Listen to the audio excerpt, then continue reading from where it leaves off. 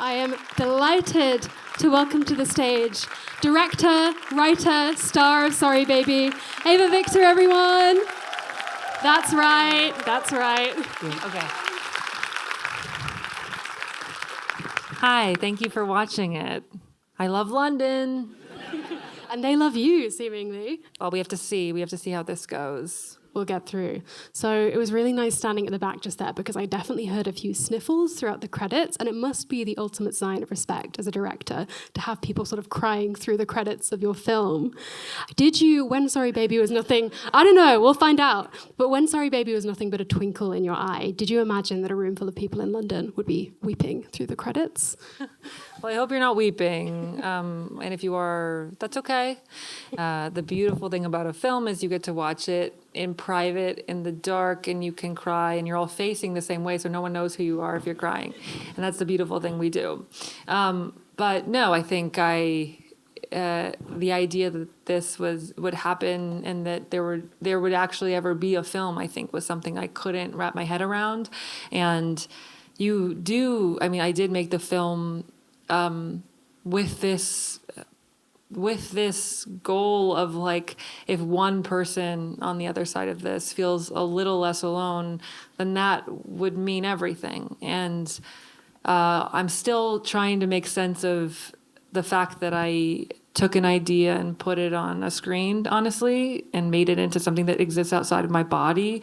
So the idea that you're here watching it is amazing, and it hasn't really gone through my body that it's happening, but I am present with you tonight, and I'm chill. That's really reassuring. Thank you so much. So I don't know if you know, but it's pretty hard to make a movie, but it's even harder to make one, I imagine, as nuanced as something like this, both in how it's shot and the ideas that you're juggling with. But you had a guy named Barry Jenkins in your corner. Yeah. I would love to know a little bit about your creative partnership, and also if he taught you anything about fighting for the integrity of your film in a really commercial landscape. Yeah. Barry is a real advocate for first-time filmmakers, and Pastel, the company he has made some of my favorite debut features of all time, and he is energetically, like, incredibly optimistic, and having that kind of energy around you when you're terrified or when you're not sure what to do next and your head's in your hands is totally life-changing. And the thing he said to me that is just such a gift to give a first-time filmmaker is, we'll give you notes, we'll tell you what we think, but at the end of the day, you need to make the film you need to make, and you're the only one who knows how to do that. And that's obviously a huge, it's like kind of devastating, because it's like, oh, I hope I can do that. But then also it's like the gift of a lifetime to get that kind of trust before you have proven in any kind of, way that you're able to do it. So I'm eternally grateful that he saw something in me when I was fighting to be seen in a new way after being like someone who made videos online. What was the second part of the question? I felt like it was so good. Oh, the commercial landscape. I don't know.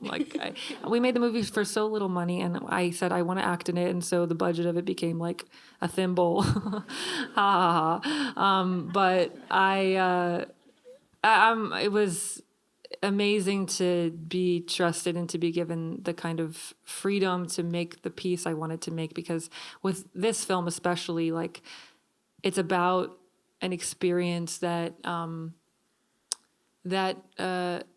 is so mind-bending, because it makes you realize someone can take control of your body without your permission, and that's really hard to understand and to make sense of. And being able to direct myself as an actor and to say, this is where my body is going today, and have a whole group of people not only say, okay, and also to say, we're lighting for that. We are, like, Naomi Aki is here to talk to me while that's happening. Like, it's just completely, just very moving on like a very meta level. And then as an actor, your job is to sort of lose control and to say, I give in, I surrender. And when you can let go of control in the safe environment, that is really euphoric. So the whole thing was really just an experience that changed me. That's lovely. Speaking of Naomi Ackie, Yes. your friendship, the Agnes and Liddy friendship, is really one of the hearts of the film. And I think there's a shorthand there that is so recognizable to anybody that's grown up through various periods of their life with a friend. I'd love to know if Naomi brought anything to the character of Liddy that you found unexpected. Everything. I mean, you guys are so lucky. Do you know that you have Naomi Ackie? Like, what? She's walking around these streets. You're in the same place as her. She could be here tonight. I don't think she is. I think we would know, yeah. But yeah, I think she's just like I think she's like the best actress ever that we have, and I think she's beyond being talented to the point of it not making sense. She's also the kindest, warmest, heart-forward person, and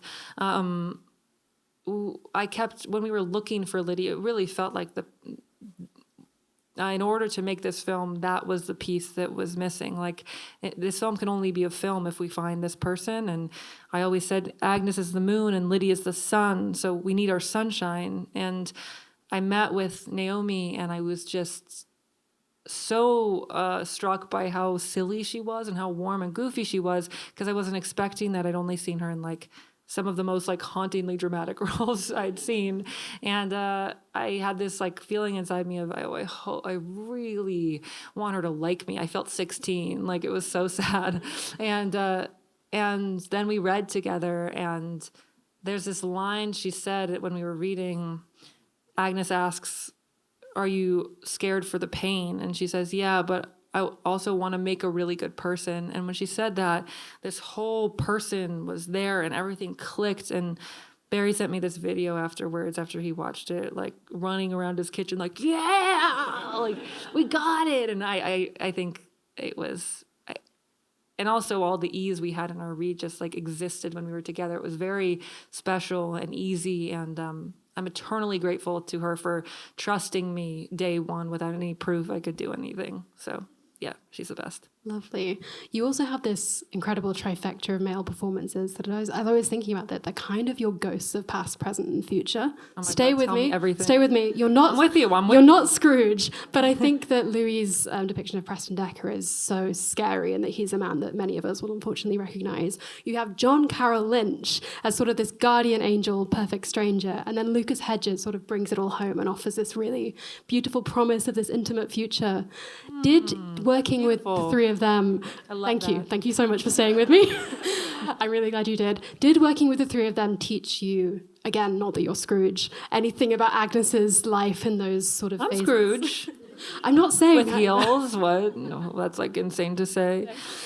Yeah, that's so interesting. You know, it was a real joy to have the men in the film be catalysts for the lead, and that the men could serve a purpose, and then all love disappear, you know, and that was really awesome for me. Like I think that, and each one of those actors, I think, totally understood exactly how their piece fit, and they built these whole people who are so.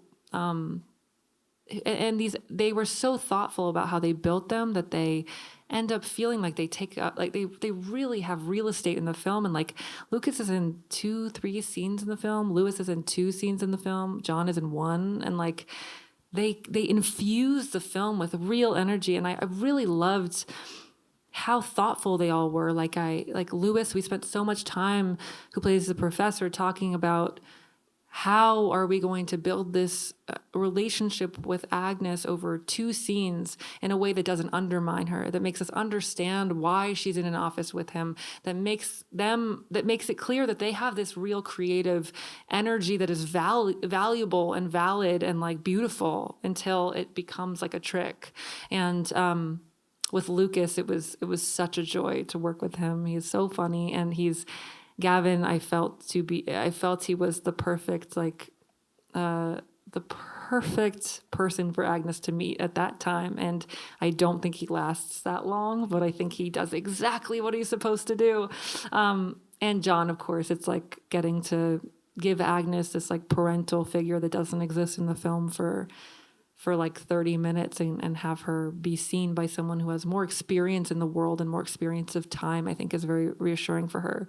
So, I mean, it was a joy to work with all of them. And it's, you know, when you see an actor in a movie for one scene, it means they were there for like one day.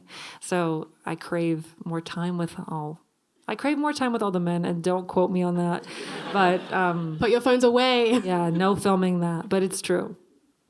We talked about this earlier, but I loved what you said so much that I'm basically going to ask you the same question again. But so much of the film we spend peering through doors and windows at some of the most intimate moments. Talk to me about the kind of interplay of closeness and distance in your direction. I wonder what I said to you. I sort of just make up an answer as I hear it, and That's I don't what know if this it will all match is. what you said. It's all just making words up. Okay, good. You guys are like, that's not fair to me. No.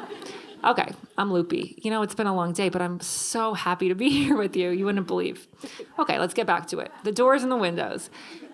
The image of the film that was always in my head, that this film is about this person, is this image of this person staring out a window, desperate to join the world outside, but also terrified to enter it and desperate to stay inside at the same time. And that kind of frozen stare out a window was just this recurring image in my head. And I think something beautiful about filmmaking is you get to, everything you see on screen has been built. It's like it was in a real house, but like every moment has been so thoughtfully crafted by a bunch of people.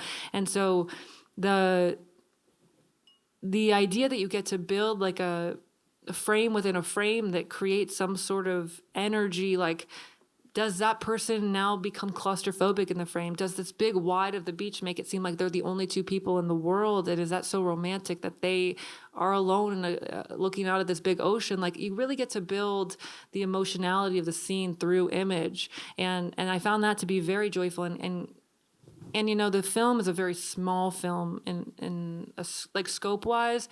Like, there's 84 scenes that we shot and 70 of them are in the cottage. So, and the film's so much about time that like the film starts and we see this scene take place in a bathroom where Liddy tells Agnes she's pregnant, and that bathroom doesn't mean much to us at that time. And we see the beginning of that shot like in a wide.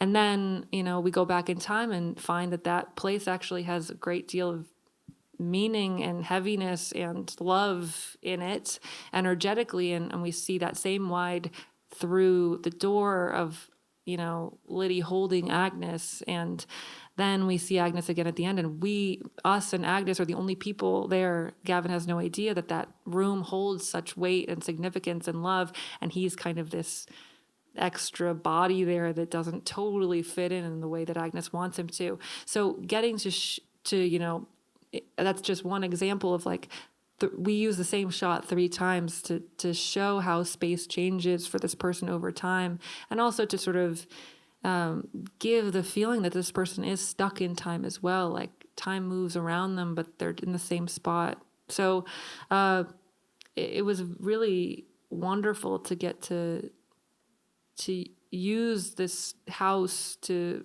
create frames and to use it to show time and to show stuckness. I wonder if that's what I said earlier. It was, yeah, near enough. It was really lovely. I said something earlier. Yeah. Okay. You sure did. Something I loved that you did in this film was sort of challenge our notion of what a courtroom scene looks like in a film like this. I loved that it was sort of signposted by Agnes and Liddy watching 12 Angry Men together. And I read an amazing quote in the Washington Post that I sort of wish I had written myself, and I'm going to read it. But it was, 12 angry men have nothing on one thoughtful, self-possessed, grievously violated young woman. Isn't that good? What's that about? About your film, yeah. Oh my God. Yeah, someone wrote that about you. I was like, I need to see that movie. That is fabulous. Yeah. I need to read reviews. What am I doing? That is wonderful. Yeah, it's great. Thank you I for didn't reading write it, that. but I'm glad to have provided it. Feels like to you did.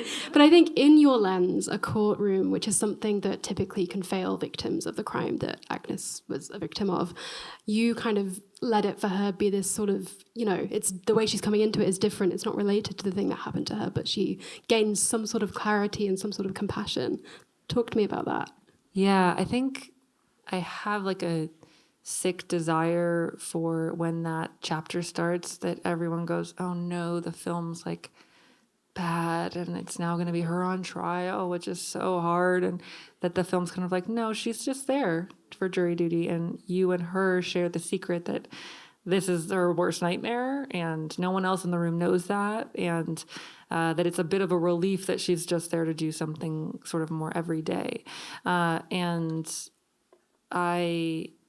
the scene, when I wrote it, I thought of it more of like as an intermission or an interlude from the film, and I wrote it to be significantly more comedic than what ended up in the film. And I think that happened because when I was on set that day, I remember being very surprised in performing the role that a lot was happening. Agnes was feeling very exposed, and she was like feeling like she couldn't act normal, and she like couldn't keep her tears down or something. There was something that really didn't feel okay about her having to be there. And that sort of ethos of, okay, that happened and that's part of Agnes's journey, and this is actually heavier, I think carried through to the edit. And it became sort of this like relentless scene. Like I feel like the scene is like 10 minutes, but it feels like 2 hours. And I am not mad about that. Like,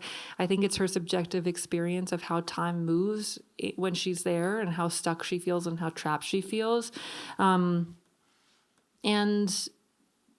I think like I was interested in Agnes says something. She says, I don't want him to go to jail because then he'd just be someone who does this who's now in jail. And I really agree with her. Like, I really, I think the idea that justice is meant to exist in that place is quite difficult to reckon with the experience of justice in our worlds and the experience of,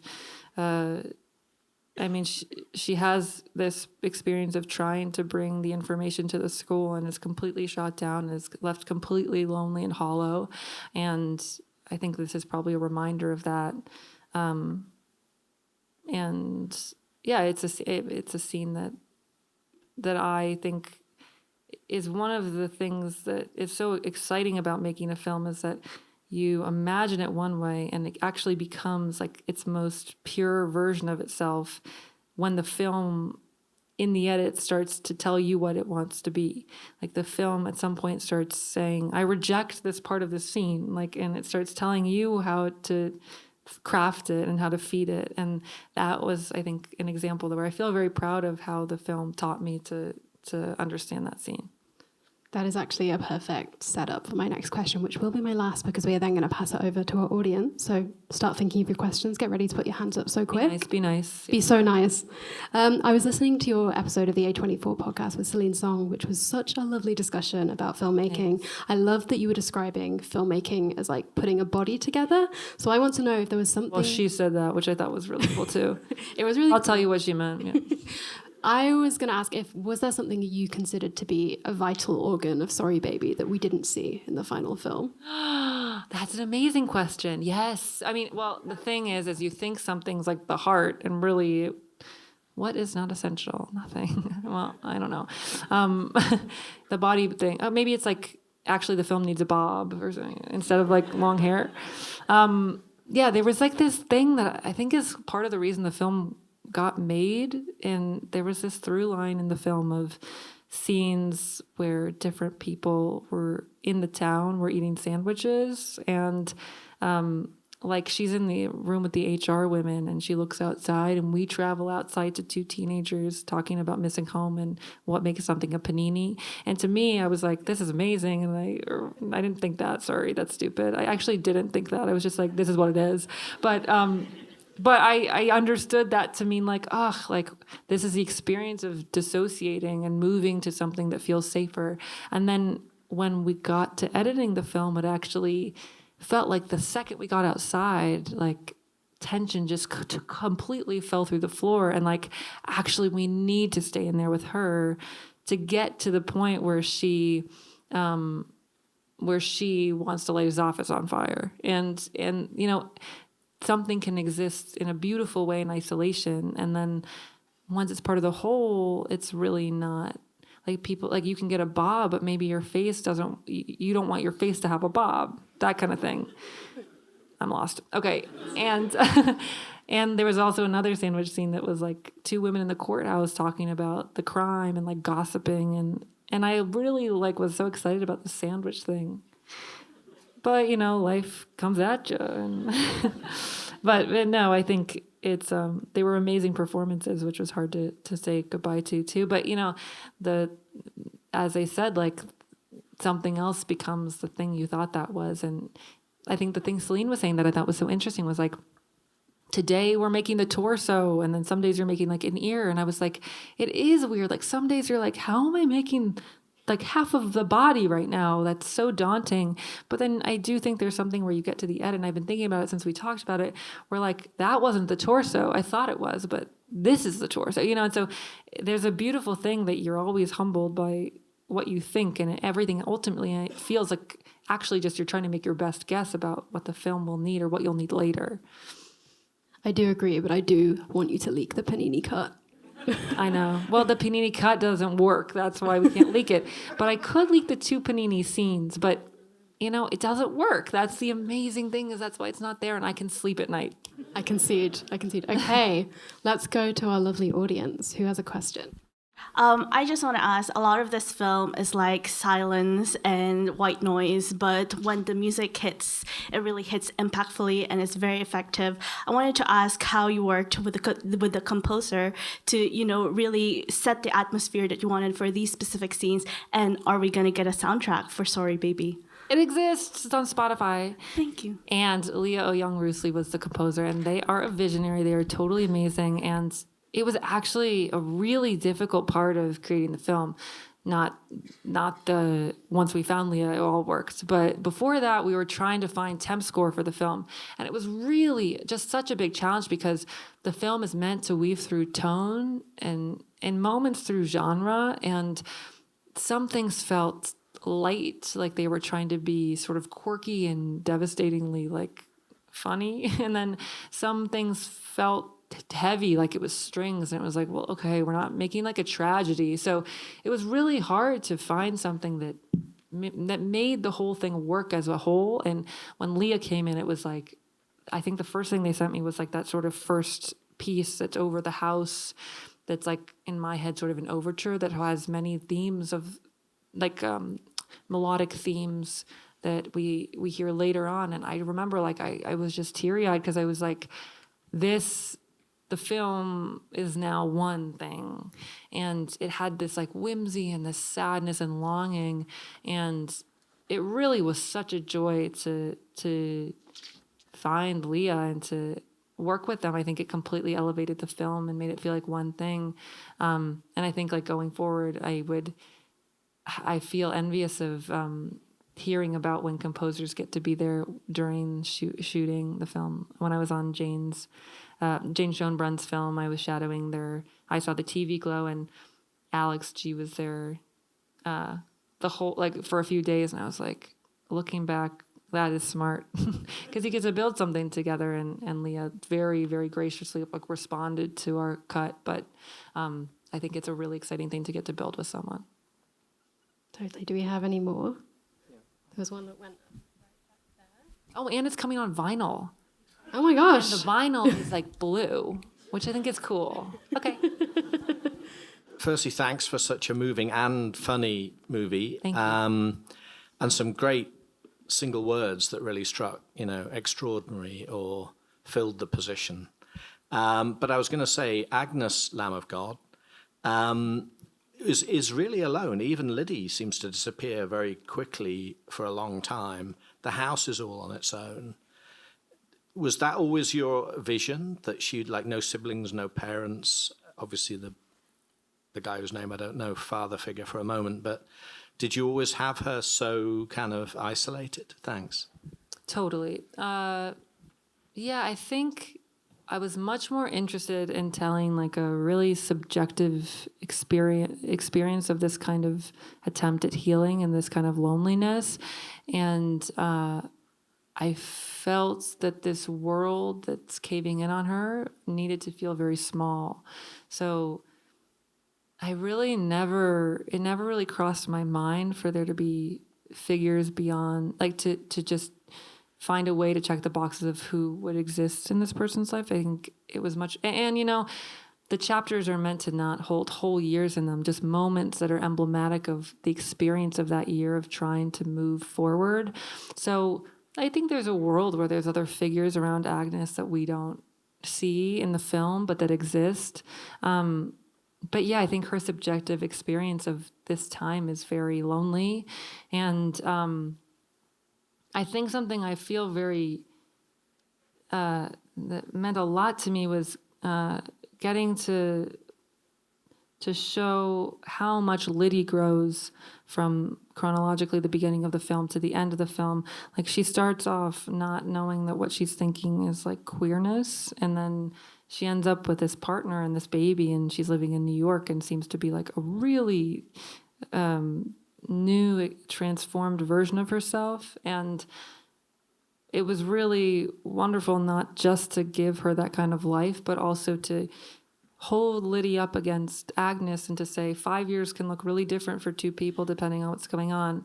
And something I really admire about Liddy, and I think the reason their friendship goes on forever, is because she left. And I think it's a real act of love to take care of yourself when you're also in moments tasked to help someone through a hard time. Like, I think the fact that Liddy doesn't sacrifice her needs and goes is actually quite loving. And I think Agnes, too, has like this part of her that's quite selfish. And I think in the aftermath of this kind of trauma, and not even selfish with like a negative connotation, but just focused on the self. Like all she can see is what's happening in her head. And the end of the film felt like the end of the film because for me it feels marked by her having a glimmer of being able to see outside herself. And she sees that Liddy wants to go on a walk with her partner, and Agnes maybe shouldn't be there. And Agnes offers to babysit, which is like a really small offering, but like for Agnes, it's like a complete transformation. And that felt like the mark of the end of a certain part of a chapter of thinking about oneself. I don't even remember where we started, but I really am loving what it opened up for me. So thank you. This is great. Who is going to prompt our next journey? First off, I wanted to say that this is my third time seeing your movie. My God. Okay. If it was the first time, I wouldn't be able to talk about it right now. So thank God. You for seeing it so many times. And with each viewing, it only gets better. You're truly a gem to see, pure talent, one-of-a-kind talent, and I hope you make movies forever. So thank you. Yeah. Now for my question. I'm like, that's great. We don't need a question now. I could go on forever. I'm kidding. Please. I wanted to know more generally about what the character of Agnes brought to you in your own life, whether it be the conversation she has, but more especially about motherhood, parenthood, and how everything around her seems to gravitate towards the subject. And I wanted to know what these experiences brought to you through Agnes. Yeah. I have learned that people think Agnes is awkward, which has been very humbling. And that was interesting because I actually didn't know that, and I thought that she was acting normal. So that's been very interesting. But I do see the character. I mean, I don't know if you can perform a character and not kind of fall in love with like who they are, because it shows you a part of yourself that you. And also I wrote it, so I'm like insane, and I was like, well, I want to do this. It's like, so I built her for myself. And I think there's like two parts of her that I really admire. And one of them is she's like incredibly blunt. And that is really awesome that she says things that I think I get to think. And it was kind of like cathartic to get to say words that I've thought, and to, because I'm making the movie, no one can tell me I can't say that. Like that was cool.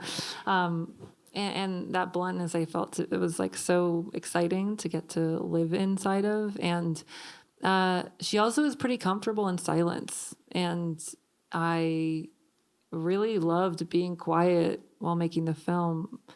And I found that in the edit, like, I think looking back at the scripts that I wrote, I really love when people are talking in film, and I love when it's quiet in a film too, but I really loved writing it, then the dialogue. And I found that actually once I got to the edit, that most of the things I wrote were like beginning, middle, end, beginning, middle, end of a different thing, beginning, like I kind of kept going. And it was exciting to get to see like, how much does Agnes have to say? It's actually not as much as I thought she did to be herself. And I liked that. I liked the silence. I really liked her clothes. I think I learned about myself through her clothes. And I think there's also this thing that this sort of rule we have in the world that like our bodies are our bodies and no one's allowed to like, break the thing. I said that before, but like another rule that exists is like there are boys and there are girls. And I think Agnes, in experiencing the breaking of a societal rule, begins to have to rebuild the relationship between her body and her spirit. And in rebuilding that, I think is discovering what parts of society's rules about what her body is. She's discovering the holes in that, and in what is not serving her, what like labels aren't serving her. And so when she's confronted with this like F and M in the jury selection, like I really think in that moment she's just answering as honestly as possible. Like, my body doesn't feel like it's fitting into these two boxes, and I'm going to make my own little box with like a special little arrow that feels appropriate to this moment in time. And I think she's like, I think that's I feel grateful that I was able to experience what it feels like to do that. Like every little action she got to do, I felt so excited to put my body through it, really, no matter what it was. Like it was a really, really special experience, and I'm still processing it and still trying to figure out like everything it meant to me. But I miss her. I have like some of her clothes at my house, and I just look at them sometimes, but I never put them on because that would be crazy. But I just have them in a little box, and I'm like, that's Agnes's shirt, and it's weird. It's weird. Yeah. Firstly, I just wanted to take a second to praise both your direction and Mia Keofi Henry's cinematography. I just thought it was absolutely beautiful. And I wanted to ask, if you had any, what references did the pair of you sort of share when you were prepping the film? Yeah, there was like something that Mia spoke about, which I thought was really cool, is that every film has like heartbeat films to it. And I think our main one was the film Certain Women. Like I found that film to be so helpful in understanding how I wanted this film to feel and how I wanted it to look. And I think that film achieves incredible interiority while being shot so simply. And I was really, really after that. And there's like these beautiful shots of Lily Gladstone. There's like the shot of Agnes driving home in the car is like, we had a shot of Lily Gladstone driving home from being rejected from Kristen Stewart. Spoiler. Excuse me. I don't often do that. I'm very sorry. But you should still watch Certain Women, please. Yeah, it's worth it. You can kind of see it coming, so. But that shot, and we just stay there for so long, and her eyes are just so full. And that, I think, was really... We also watched that as a crew before during prep because I was like, this will be a helpful, like, unifying thing to watch. And the film Fat Girl too, which is a really amazing, upsetting film that I could only really watch once, but the stills were very helpful.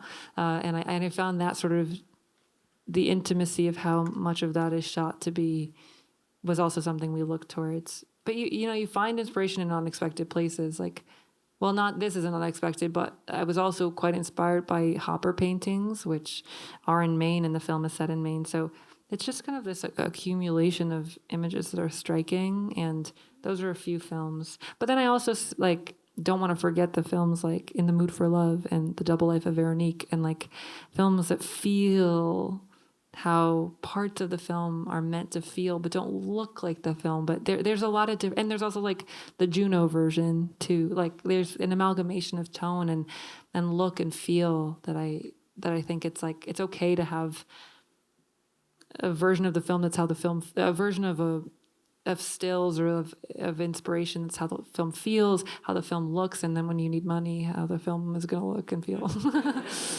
Yeah. I believe that is all we've got time for, but I wanted to see if you had any parting words to leave our audience with. No pressure. Right, no pressure. Thank you from the bottom of my heart. It is truly a miracle to me that you exist and that you're here tonight. And I feel like this is an experience that feels confusing often because you release the film into the world and the people on the other side of it are faceless. And it's very meaningful to me to look at you and see faces and to try to process that you're real and that we're here together. So thank you for being here. It means everything. And take the poster, Okay, thank you. Thank you so much, Eva.